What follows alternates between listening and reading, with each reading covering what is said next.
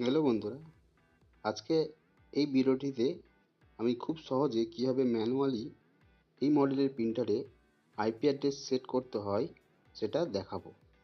তো এখানে দেখতে পাচ্ছেন স্পেশাল ফাংশন কিয়ের সাহায্যে আমরা এই কাজটি করব।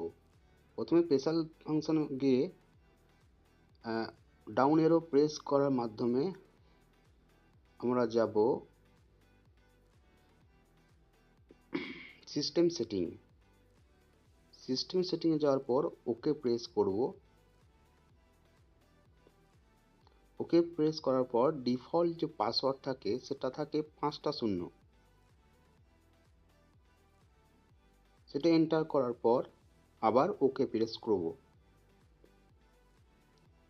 দিয়ে ডাউন অ্যারোর মাধ্যমে নিচে আসব এবং নেটওয়ার্ক অপশনটি সিলেক্ট করে ওকে প্রেস করব। এরপর এখানে দুটি অপশন দেখা যাচ্ছে, তার মধ্যে নিচে যে অপশনটি দেখাচ্ছে ওয়্যার সেটিং, সেটিতে গিয়ে ওকে প্রেস করব। করার পর আইপি ভার্সন 4 অপশনটিতে গিয়ে ওকে প্রেস করব।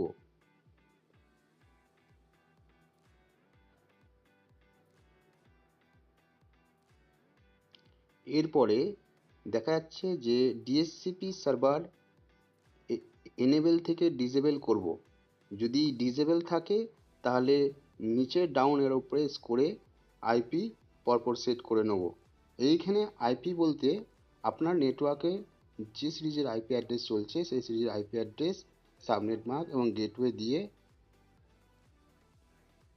তারপরে ওকে প্রেস করব এবং ব্যাক বাটন প্রেস করে বেরিয়ে আসব। এরপরে ওই নেটওয়ার্কের সাথে যুক্ত যে কোনো একটি ডেস্কটপ কম্পিউটার বা ল্যাপটপ থেকে সিএমডি অথবা কমান্ড প্রম্পট ওপেন করার পর পিং কমান্ড দেবো।